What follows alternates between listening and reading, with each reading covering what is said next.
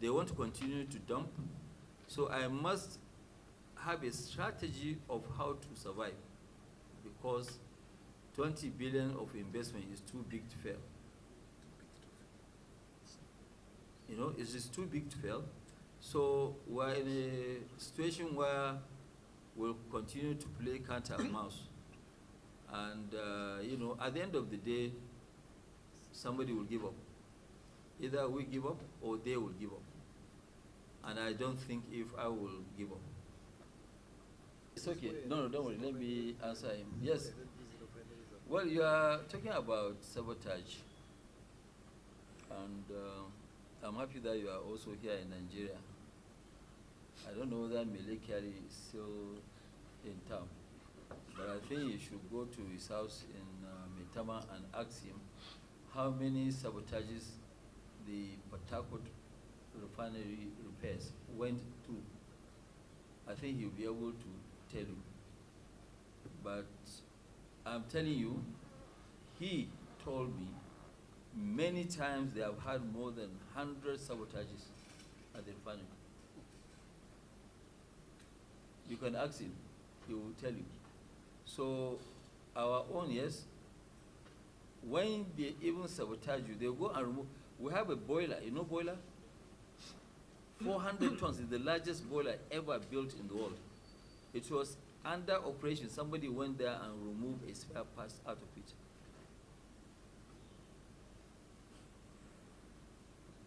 If I tell you the sabotages that we went through, including some of the machine manufacturers, were in verge of going to court, so I cannot tell you what. But if I now go and tell you, you will now know what I'm saying. And that's why I told you that drugs mafia, they are actually smaller than the people who are in oil and gas.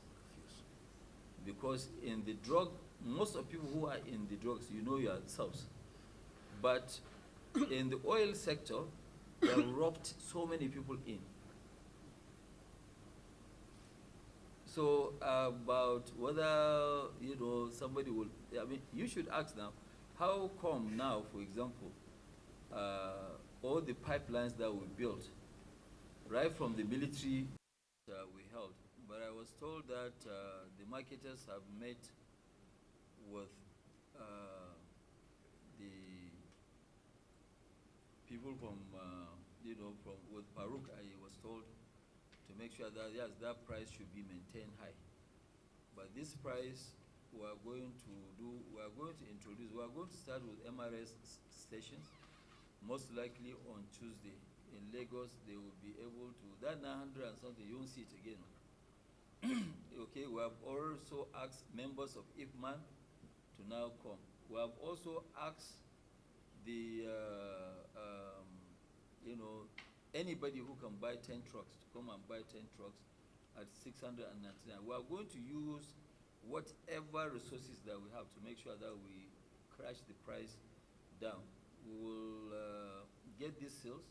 Maybe it will take us a week to 10 days. By the grace of God, within a week to 10 days, we will be able to deliver.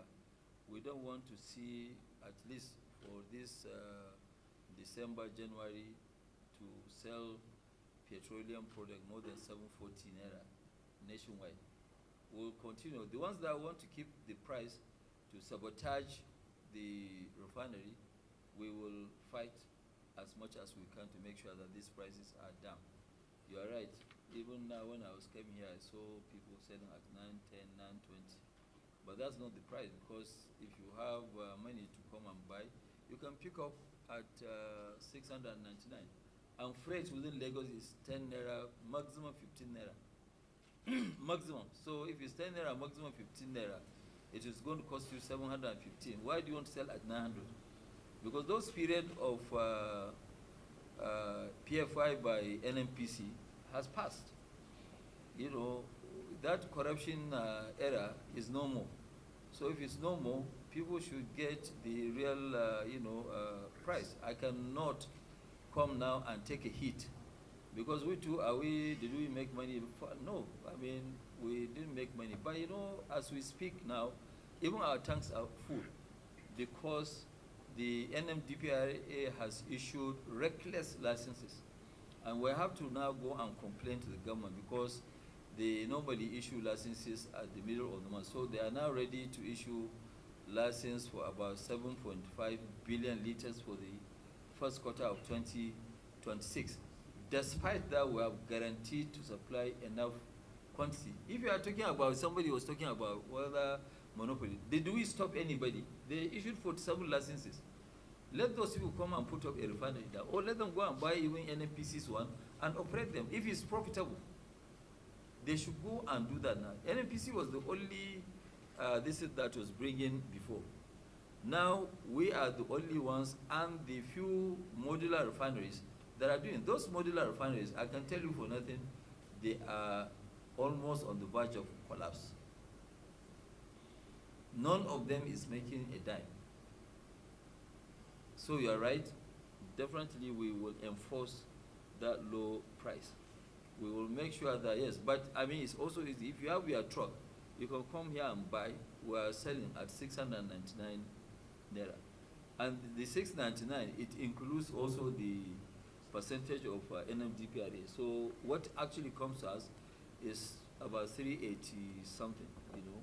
It's not really, I mean, it's 389 or so. You know, they take about 8 naira to 10 naira. The second level of the question, the CNG trucks, why are they still lying here? They are lying here, as I explained.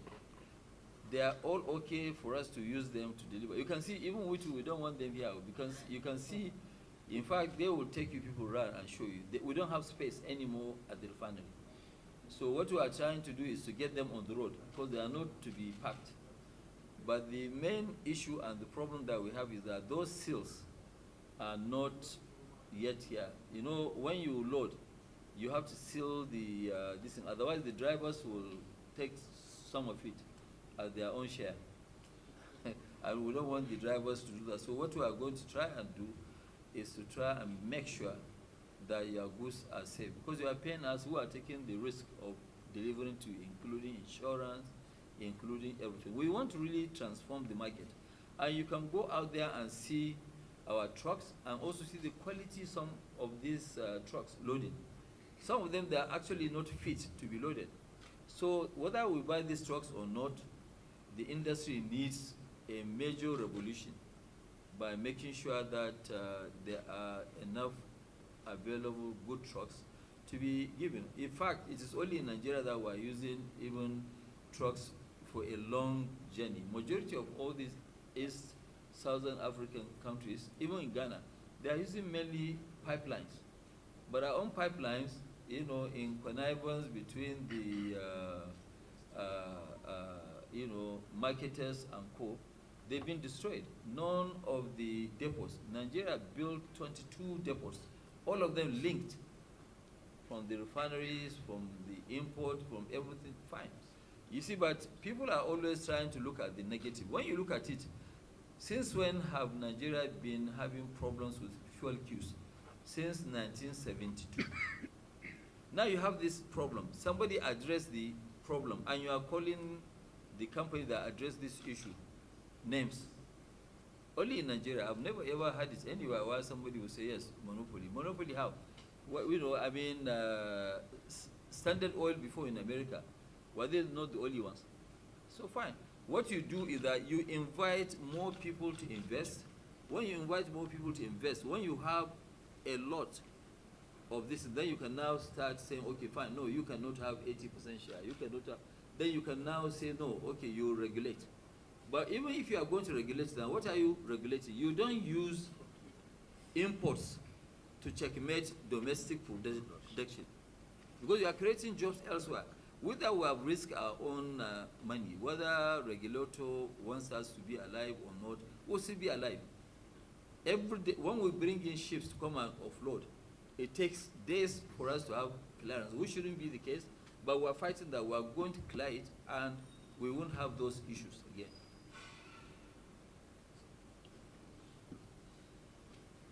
Yeah, Patrick. Yeah, thank you, sir. Thank you, Chairman, President, for inviting us. My name is Patrick Atwayan. Money Central. That just Cheaper. Brent, right? No, no, no. The WTI and Brent, their price the same. Yeah, nobody is using that price you see on the pages of newspaper. WTI, you know, is cheaper a bit than Nigeria's one because it doesn't carry that premium of Nigeria's this. But WTI is not. Even on a normal paper, when you see it, it's about $3. That is written. But WTI, you have to pay. They will charge you. They have domestic cost in terms of loading into a ship. So it's not what you read. What you read, you see difference of $3-4 is not there at all. When you go there, you know, to buy, you see the answer. So WTI, yes, I mean, you know, you get it, it's cheaper compared to Nigeria's this, and it gives you the same this. But you know, our own is that we are buying Nigeria's crude that has a premium. The Nigerian crude that has a premium, you are also asking us to compete with one that has discounts, because they are all selling at the same price. The end product is being sold at the same price. You're asking us to match a dumpy one. You know, there is a dumping today. If I export clinker, for example, or cement, when you look at my invoice, it's cheaper than exporting than the one that I'm selling domestically, because that's how export is. That's how it works. Because in export, you save a lot. For example, now anything that I export of my cement, I'm saving a lot of money. I'm not paying 30% income tax. I'm not paying 2% education. I'm not paying 1% health. I'm not paying 7.5% VAT. And I'm not paying 10% withholding tax. So when you reduce all these taxes, I can afford to go and compete with the international market, with Turkey, with Russia, with China.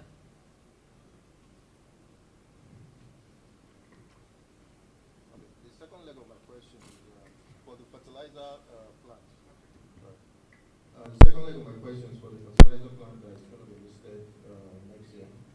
Hopefully. What percentage of the products are exported? And what are you seeing in terms of pricing power for these products overseas?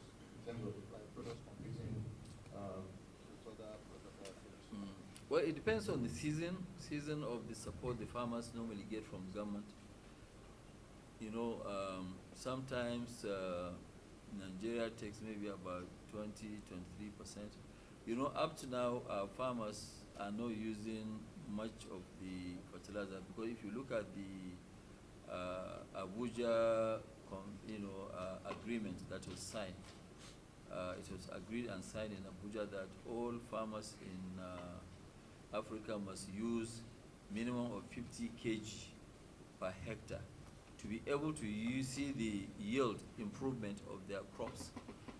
Nigeria was still at about 12-15. So that's why when you look at other countries that are using the right application of fertilizer, their own farm produce is much more. They are making a lot of money, because by reducing the fertilizer, you are not saving money. You are actually killing yourself as a farmer. But the farmers, they need to be educated.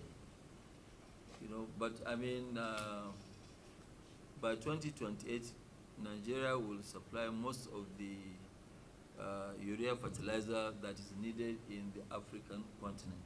We will have enough capacity to do so. We will be at about 12 million tons in total from 3.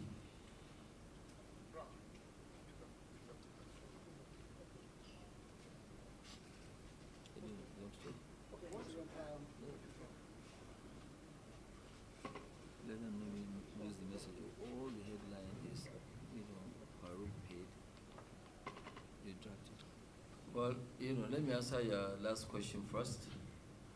The question that you've asked, whether we are going to, participate in the this, you have already, you bought. Let me give you which analogy I'm going to use. You have bought a Airbus 380, and that Airbus 380 hasn't flown very well, will you go and order 777? Eh? You won't go and order 777. You need to fix the problem of the 380 first, which carries 700 and something passengers, before you now go to the lower one. So when we address the issue here, everything goes well, then we will now go into buying oil blocks to participate. And you know, it's the right thing to do, but you also want to play with regulators that actually are very fair to everybody. That's number one. Number two, the question that you asked, no, I don't want Farouk to be sacked, but I want Farouk to be investigated, and then also let the legal process take its toll. He should go to either Code of Conduct Bureau, or go to the court. Let them now see whether his income matches the 5 million he has paid school fees for 6 years for 4 of his children.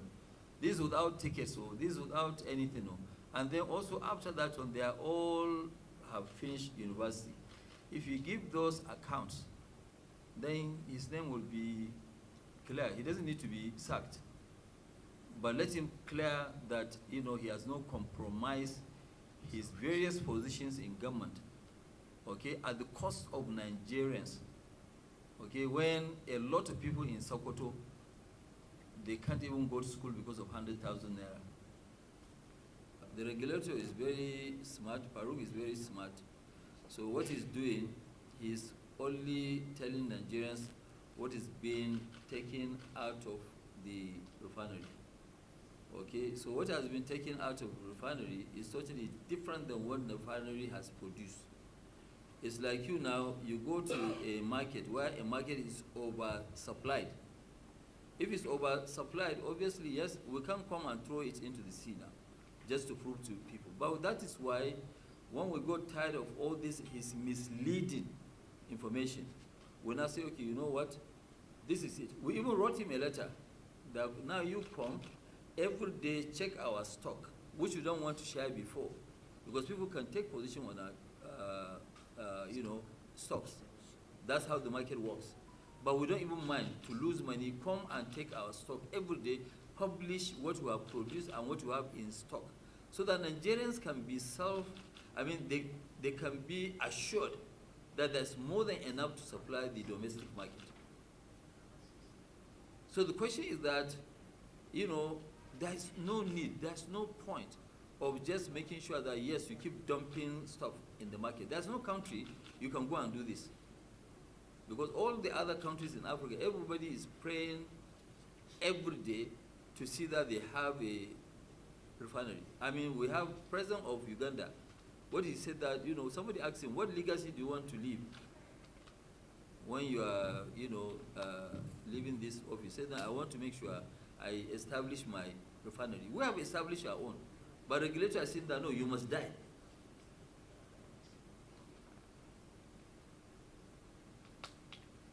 Yes.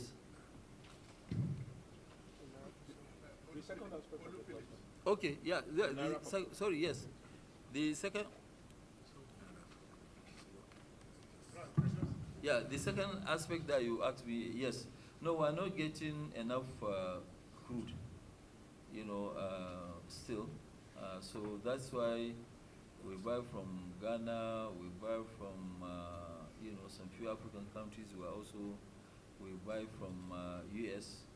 But US has been one of our major suppliers. That's why when somebody said that, Trump is not happy with this refinery, I said, no, I'm sure Trump too, he will ask his intelligence people, tell him, he's more than happy. Because on average, for a year, we will not buy less than 100 million barrels from US. So, US is also a major beneficiary, the refinery that we have. And when we double, I'm sure they will not supply us less than 200 million barrels per annum. So US is major beneficiary. And we also supply them with aviation and also gasoline. We've done that. I also share your own views, because what I'm saying is that the government, if government is going to tax them, they should tax them based on their selling price. But what they are doing is that they will process, they will take that same crude and pass it to their trading company, which is transfer pricing, and that trading company will be the one that will now go and add all those high charges. So they have escaped the taxes. But their taxes should be on whatever that we buy, because there's DCO, domestic crude obligations. So the domestic crude obligation, they are not given to us. But it is okay. They always say that one day is for the owner, 99 days is for the team. So eventually, the day that Nigeria people will not be able to sell the crude, when there is glut in the market, we'll meet there in the market. And that day is coming. It won't be far. Okay. So, thank you, Mr. President. Yeah, okay. Once again, Chike is from Veterans. So, just a quick one. I know you mentioned about increasing the capacity of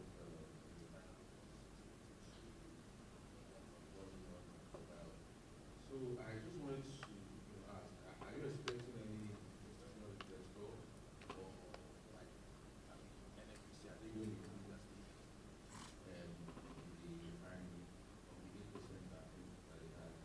And then secondly, a few days ago you mentioned that you wanted to do, their plans to list all of the shares of NBS and $3 billion. Are they also plans to list in any foreign exchange, probably London or US?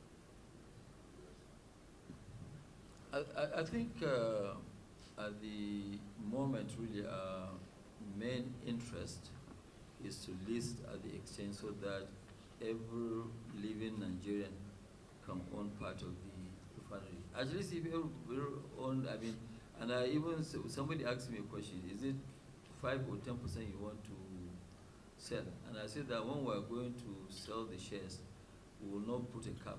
If they happen to buy 55% and I will be down to 45%, so be it. The thing is about legacy. I want Nigerians to own this, and I want every single Nigerian, when the refinery does well, for them to be able to always rely on the profit of that refinery to be able to pay their own education, children's education, and upkeeps, health, everything. So the thing is not really about if it's institutional investor. We are talking to some of them, and yes, you are right. I must be clear that yes, we'll get one of the international people to partner with us. But the main point is for us to sell to every living Nigerian who has something. Even if it's 10 shares, you buy, or 20 shares. Yes, so there are so many Nigerians in diaspora, and some of them that they are in diaspora. That's why we are making it, including the local ones, to say that yes, we are talking to SEC to make sure that we pay the dividend in dollars, because major chunk of our own shares, major chunk of our sales are in dollars. So we'll be major suppliers of foreign exchange into the market.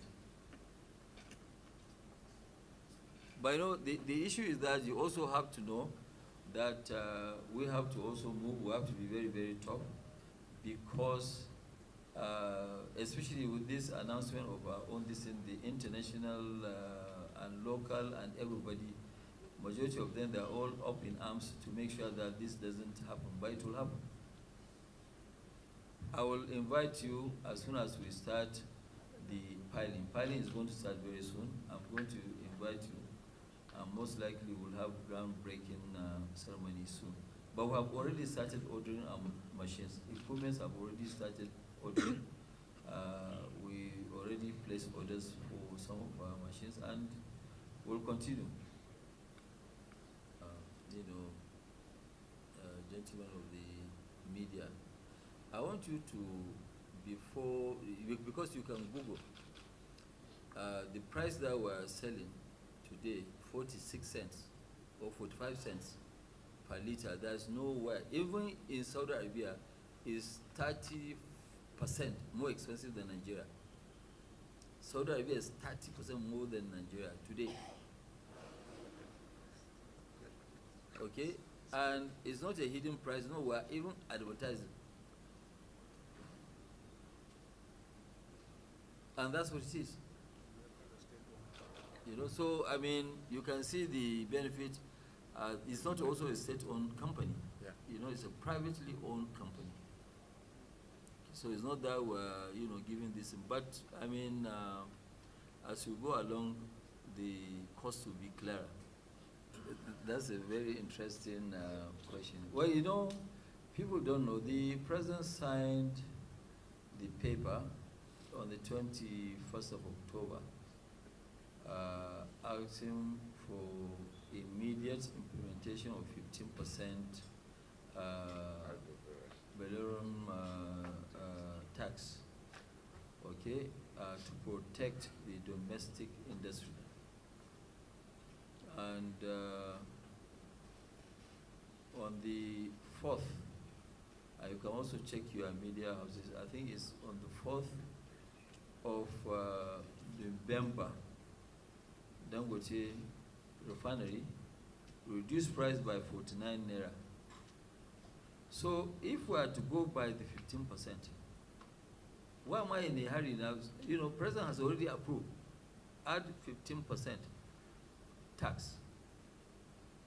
If we are to now follow the tax, we should have waited until it is implemented. Because he said immediate. Immediately, please implement. Why did you think that we went down? Why did we go down 49 naira? Because the president only wrote on a Friday, 7th, to suspend the implementation, maybe to next January. But even with that one now, you know what it is when you reduce 49 naira? 49 naira for the consumption of that month is over 49 billion.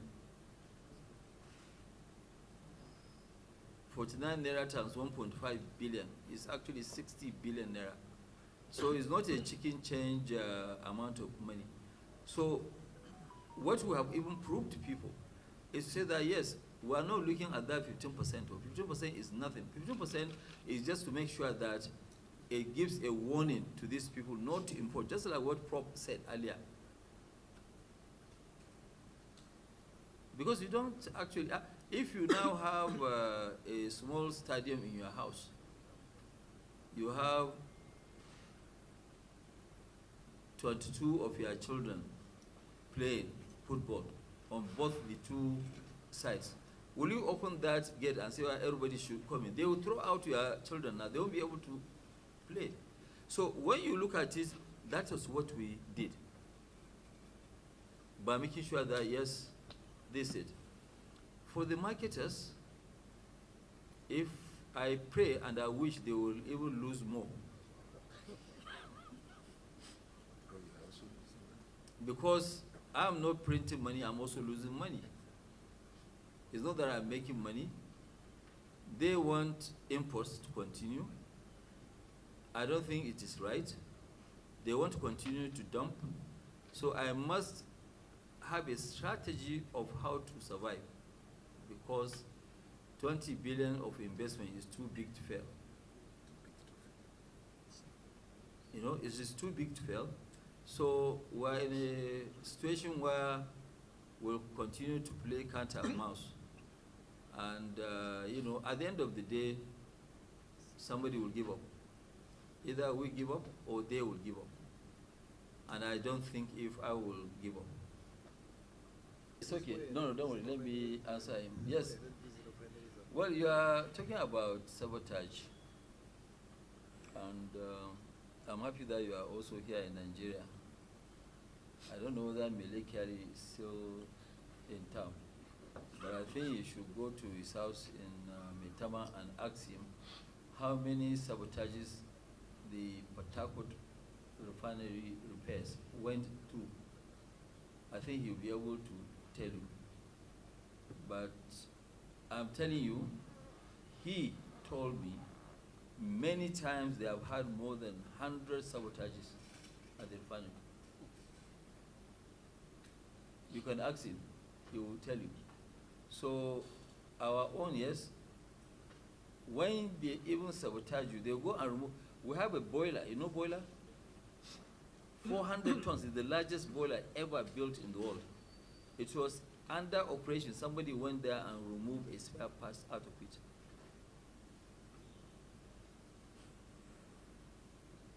If I tell you the sabotages that we went through, including some of the machine manufacturers, were in verge of going to court, so I cannot tell you what.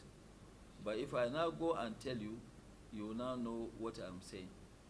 And that's why I told you that drugs mafia, they are actually smaller than the people who are in oil and gas. Because in the drug, most of people who are in the drugs, you know yourselves. But in the oil sector, they have roped so many people in. So about whether, you know, somebody will, I mean, you should ask now, how come now, for example, all the pipelines that we built, right from the military days to date, none of them. The one that we have, which is from where I am from, Kano, that depot, we are not using trucks. The depots were only going to the trucks to load. Everything was piped up to there. 22 depots were built. They are all piped. All the 22 depots, actually even the sediments, they don't have it anymore. They have destroyed the pipes, all of them. So if it's not sabotage, is that earthquake? It's not earthquake now, you know, because it's sabotage. Sabotage is sabotage. So that is what it is. You know, I mean, we knew, I mean, in this refinery, we have lost maybe 82 million, right, dollars of stolen items. Yes, $82 million of stolen items. And what they were actually trying to do is to make sure that, we go and put massive claim on insurance. So when we put massive claim on insurance, you know, there's no free lunch. So continuously our insurance premium will just keep going up. So, I mean, yes, there is sabotage, there is. And I'm sure, you know, you should go and ask all the people who have even built, you know, the modular refineries. And I challenge any one of them to say that nothing was stolen.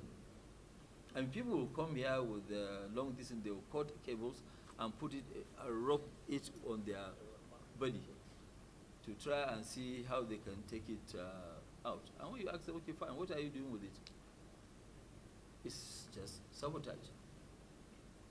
That's why we have more security people in this refinery than actual workers of the refinery. No, yes, I mean, that is our boss.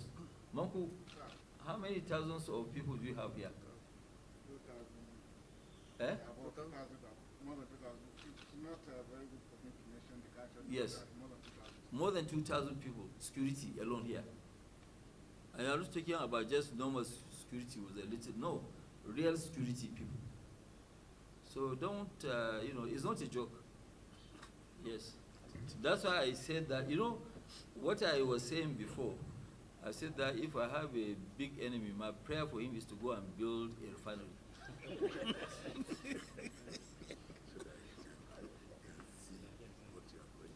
Yes. Put that one now in the sea.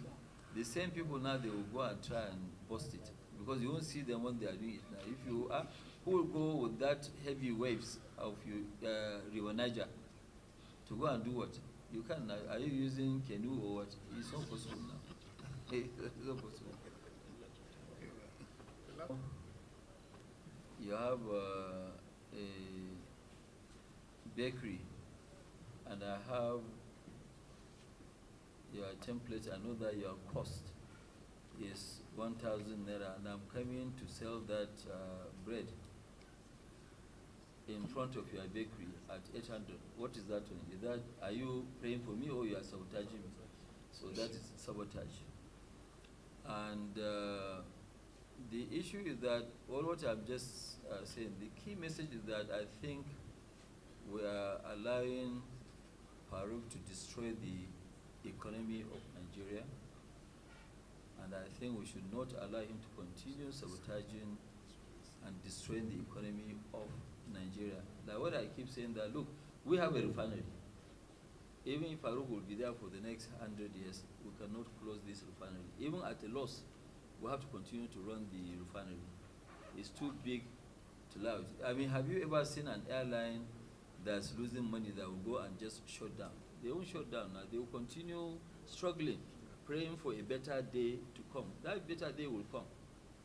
Okay? So, what is the key message? The key message, I think, Farouk should not be allowed to continue to destroy the economy of Nigeria. That's number one.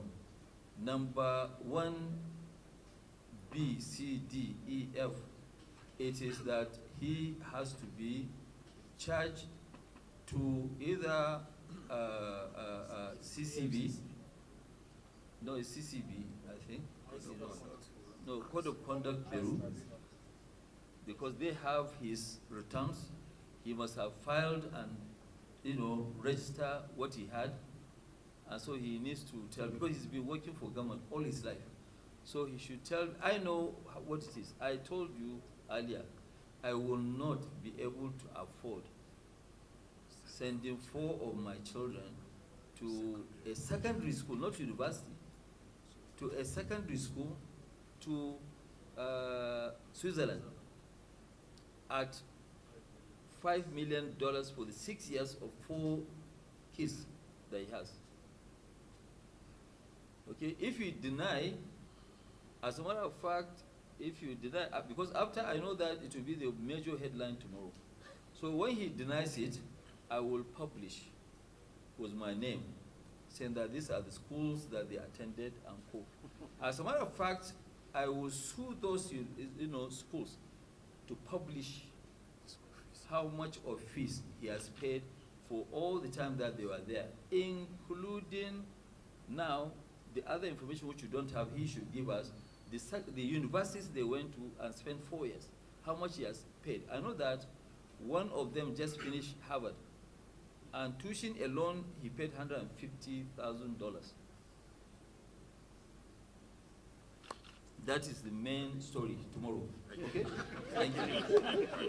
Please kindly the British folks are responsible for what has happened to us. Mr. Alaulu, you and I have just said, once the foundation is wrong, there is nothing you build on it that will stand. We've been independent now for 65 years. Yes. If we continue this way for the next 65 years, we will still be like this. Mm. When a train derails, it doesn't just go running in the bush. Nothing makes a wrong right until you correct it. Mm. That's why I believe that what the patriots are saying, the Chief Emeka Yauko Yes. and co. That's the way. This one, we are just buying time. We are just frustrating ourselves. We don't trust ourselves. Mr. Laulu, we could be one country, but we are not one nation. Mm. Every time I see you and your guests, I see Okimbaloye, I see many of you. Anytime anyone begin to say, we are a nation, I tune off. Mm. We are not a nation. We could be a country. I mean, we could agree to live together, which was what the original constitution was all about, federalism. It is good to be together for size, for economy, for military power.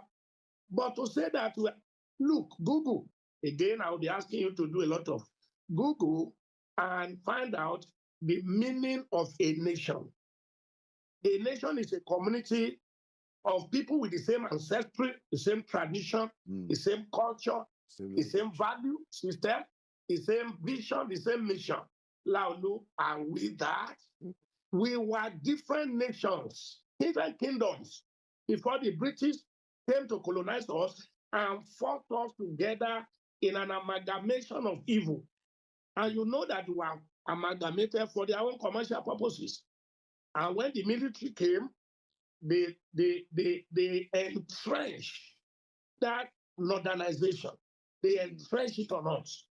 Don't forget that the military were on us for about 33 years. That's a whole generation. And when you look at the military general, from Murtala Mohammed to late Muhammadu Buhari, to late, not late, to Ibrahim Badamasi, to Abacha, to Absalam Abubakar. Those were the main military powers that ruled over us, apart from the 2.5 years of Obasanjo after the death of And then Kindly subscribe. Don't forget to subscribe as you watch this video. Thank you and may God bless you.